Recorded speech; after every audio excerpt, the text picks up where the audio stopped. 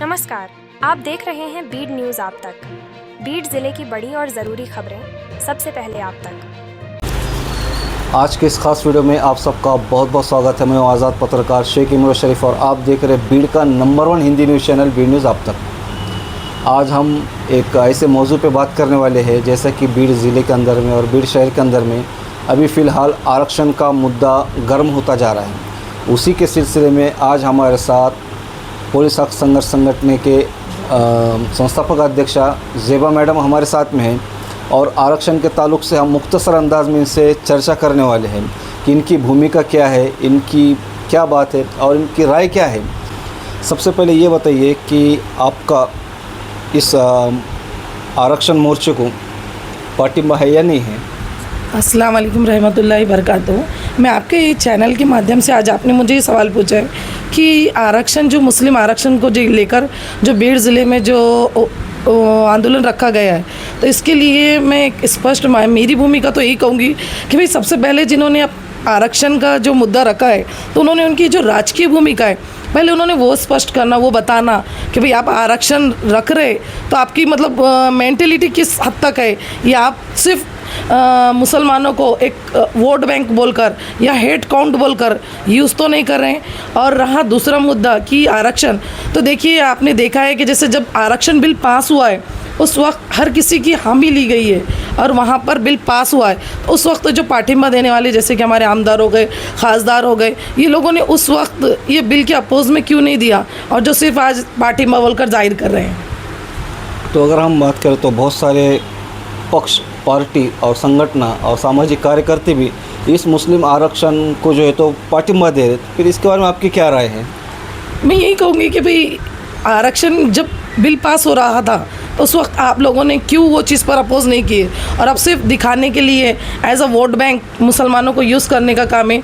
एक ऐसे सादी जुमलों में अगर कहा जाए तो फक्त ये मुस्लिम समाजाला येड्यात काढण्याचं आरक्षण आहे, मुस्लिम समाजाला येड्यात काढण्याचं आंदोलन है, इसके अलावा कुछ भी नहीं है। और मैं और एक बात कहूँगी ये चैनल के माध्यम से कि जिस तरह माननीय जरंगे पाटिल साहब ने मराठा आरक्षण जिस तरह लड़े और वो आरक्षण को लड़कर जो आज कुंभी समाज के लिए जो न्याय दिलाने का काम किए, उसी के चलते उन्होंने कहीं ना कहीं मुस्लिमों का लिए भी एक बहुत अच्छा एक प्लेटफॉर्म तैयार किया है। जैसे कि आप देख रहे हैं EWS के माध्यम से कई मुस्लिम 10% आरक्षण के माध्यम से कई जगह MPSC UPSC या ग्राउंड पे कई बच्चे भर्ती हो चुके हैं।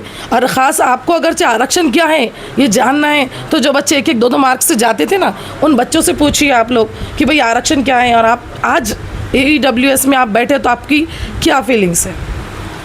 तो अगर हम मुस्लिम समाज की बात करें कि मुस्लिम समाज राजकीय एतबार से, शैक्षणिक एतबार से, आर्थिक दृष्टया ये बहुत कम कुव्वत है आज मुस्लिम समाज, तो इनको कहीं ना कहीं आरक्षण मिलना चाहिए।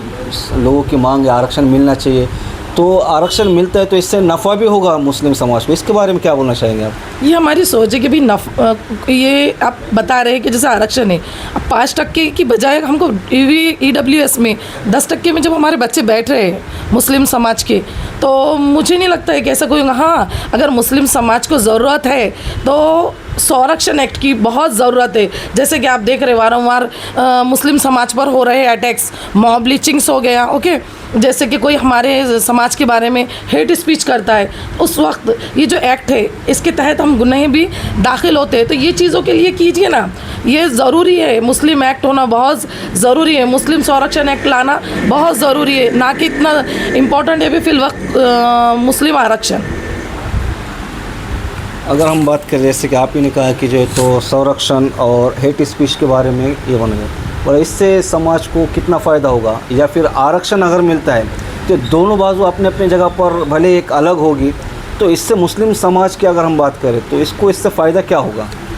मुस्लिम समाज को देखिए सर, अगरचे मुस्लिम एक्ट होता है तो जहाँ पर जैसे कोई आपने देखे होंगे चलते माहौल में जैसे कि रितेश राणे, लांडगे जैसे लोग, जो जगताप हैं, ये जो लोग हेट स्पीच करते हैं, उस वक्त ये गुनाह उन पे दाखिल होना बहुत ज़रूरी था।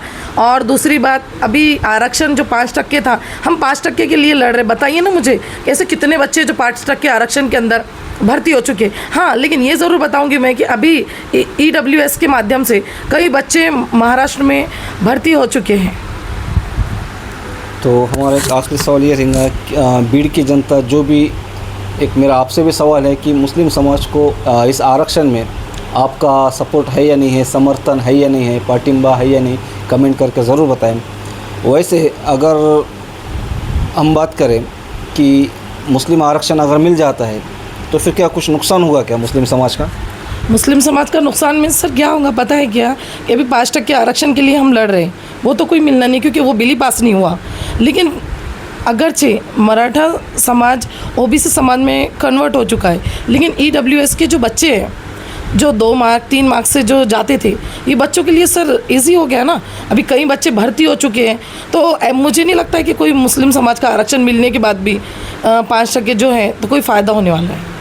ठीक है, अगर बात यही है कि मुस्लिम समाज की जो तो आर्थिक उन्नति हो, शैक्षणिक के एतबार से, राजनीतिक के एतबार से, और जो भी है ये सशक्त बने, इसके एतबार से आपके नज़र में या आपकी क्या राय है कि जिससे जो है तो मुस्लिम समाज के अंदर में, सोसाइटी के अंदर में मजबूत बने, शैक्षणिक, आर्थिक और ये जो भी है राजकारण के एतबार से, समाजकारण के एतबार से, पढ़ाई लिखाई के एतबार से क्या करना चाहिए जिससे कि जो है तो इसको क़ुव्वत मिल सके और ये स्ट्रांग हो सके? ऐसा देखा जाए तो मुस्लिम समाज सबसे ज़्यादा बैक में आया हुआ है अबाउट ओनली एजुकेशन में। तो मैं तो यही संदेश दूंगी कि भाई एजुकेशन लेना बहुत ज़रूरी है। जब आप एजुकेशन से रिलेटेड रहोगे, एजुकेशन लोगे तो ही आपकी क्या होगी, तरक्की होगी, और तभी जाके आप कहीं ना कहीं कोई ना कोई सरकारी नौकरी जो है या कई ऐसी जगह है जहाँ आप अप्रोच हो सकते हो।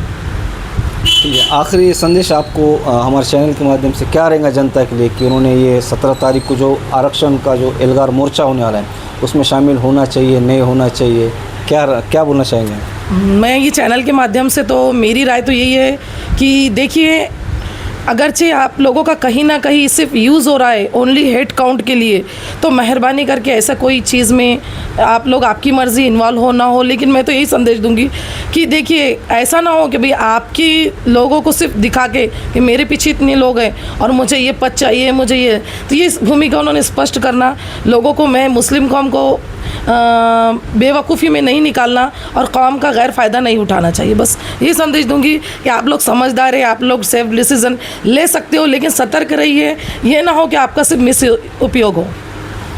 ठीक है, चलता कि इन्होंने कहीं ना कहीं एक इशारे में जो इसके संयोजक है उनकी तरफ इशारा किया है, उनकी भूमिका पर कहीं ना कहीं इनका शक पैदा हो रहा है।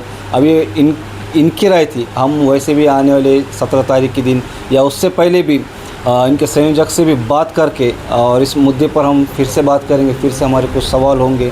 और देखते रहिए बीड न्यूज़ आप तक। अल्लाह हाफ़िज़।